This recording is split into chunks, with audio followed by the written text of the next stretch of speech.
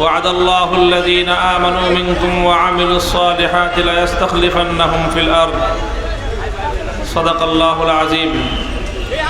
বাংলাদেশ খেলাফত মজলিস ফেনী জেলা শাখা কর্তৃক আয়োজিত আজকের এই গণসমাবেশে উপস্থিত সংগ্রামী সভাপতি, উপস্থিত বাংলাদেশ খেলাফত মজলিসের কেন্দ্রীয় মহাসচিব সহ কেন্দ্রীয় জেলা নেতৃবৃন্দ, ভ্রাতৃপ্রতিম বিভিন্ন সংগঠনের স্থানীয় নেতৃবৃন্দ, বাংলাদেশ খেলাফত মজলিস ও সহযোগী সংগঠন সমূহের জেলা ও তৃণমূল পর্যায়ের দায়িত্বশীল নেতাকর্মী ভাইয়েরা, সর্বস্তরের ফেনীবাসী, আমি আজকের আপনাদের এই গণসমাবেশের মঞ্চে দাঁড়িয়ে সর্বপ্রথম স্মরণ করছি এবং শুকরিয়া আদায় করছি মহান আল্লাহ পাক রব্বুল আলামিনের, যিনি বাংলাদেশের মানুষের বুকের উপর থেকে জগদ্দল পাথরের মতো চেপে বসা যুগের নব্য ফেরাউন স্বৈরাচারী জালিম শাহী শেখ হাসিনাকে উৎখাত করে এদেশের মানুষকে আল্লাহ পাক রব্বুল আলামিন মুক্ত বাতাসে নিঃশ্বাস গ্রহণ করার সুযোগ করে দিয়েছেন। অতঃপর আমি স্মরণ করছি সেই সকল বীর শহীদানদেরকে 2009 সালের পিলখানা ট্র্যাজেডিতে, 2013 সালের 5 এবং 6 মে নতুন বালাকোট ঐতিহাসিক শাপলা চত্বরে নবী প্রেমে উদ্বেলিত হয়ে 2015-16 সাল সহ বিরোধী নেতাকর্মী সহ যারা আল্লামা সাঈদী সহ বিভিন্ন ইসলামী ব্যক্তিত্বদের অন্যায়ভাবে ফাঁসির মৃত্যুদণ্ডের রায় প্রদানের প্রতিবাদে প্রাণ দিয়েছেন।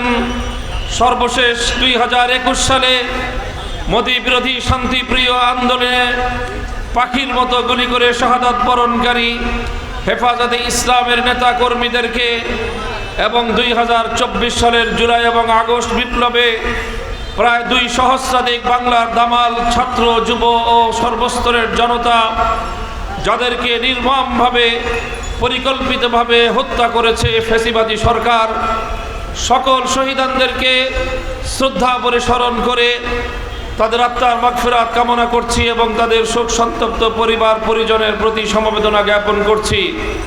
সেই সঙ্গে সকল গণহত্যা সহ এই সকল গুম খুন হত্যাকাণ্ডের অবিলম্বে আমরা বিচার দাবি করছি। সংগ্রামী সাথী ও বন্ধুগণ, বিগত 16 বছর বাংলাদেশের মানুষের উপর আধিপত্যবাদী ভিনদেশী এক সরকারের, ভিনদেশী এক রাষ্ট্রের প্রত্যক্ষ প্রশ্রয়ে বাংলাদেশের মানুষের বিরুদ্ধে একটি ফ্যাসিবাদ কায়েম করে স্বৈরাচারী সরকার, আওয়ামী শেখ হাসিনার সরকার এদেশের মানুষের সব ধরনের অধিকারকে লুণ্ঠন করেছিল। তারা দেশের মানুষকে জিম্মি করে দেশের সকল স্বার্থকে জলাঞ্জলি দিয়ে ভিনদেশী রাষ্ট্রের ক্রীড়নক হিসেবে বাংলাদেশকে একটি নতজানু তলাবিহীন ঝুড়ির দেশে পরিণত করার পায়ে তারা চালিয়েছিল। আমার আশ্চর্য লাগে, এখনো বাংলাদেশে কিছু মানুষ সেই পতিত স্বৈরাচারী শেখ হাসিনার নাম নিয়ে রাজনীতিতে পুনর্বাসিত হওয়ার দুঃস্বপ্ন দেখে। তাদের কাছে আমার জিজ্ঞাসা করতে মনে চায়, 15 বছরে কত মানুষের রক্তে তোমার নেত্রীর হাত রঞ্জিত হয়েছে? একটু বিবেক দিয়ে চিন্তা করে দেখো। কত মানুষকে খুন করে সে মনোরঞ্জন করেছে। শাপলা চত্বরে আমার ভাইকে কিভাবে পাখির মতো গুলি করে হত্যা করে সারা পৃথিবীর মিডিয়া দেখেছে। শাপলা চত্বরের মানুষগুলোকে, নবী প্রেমিক তৌহিদি জনতাকে কিভাবে হত্যা করা হয়েছে।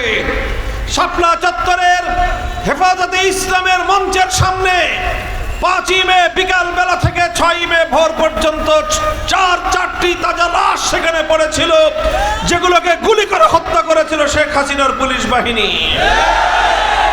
এরপরেও এই সকল শহীদানদের প্রতি ন্যূনতম কোনো শ্রদ্ধা প্রদর্শন তো দূরের কথা, জাতীয় সংসদে দাঁড়িয়ে শহীদের রক্তের সঙ্গে নির্মম পরিহাস করে বলে হেফাজতের নেতা কর্মীরা রং মেখে শুয়েছিল। শাহাদাতের রক্তের সঙ্গে এমন নির্মম পরিহাস পৃথিবীর ইতিহাসে বিরল ঘটনা। প্রমাণ হয় শেখ হাসিনা কোন মানুষের স্বাভাবিক কোন মানুষ ছিল না।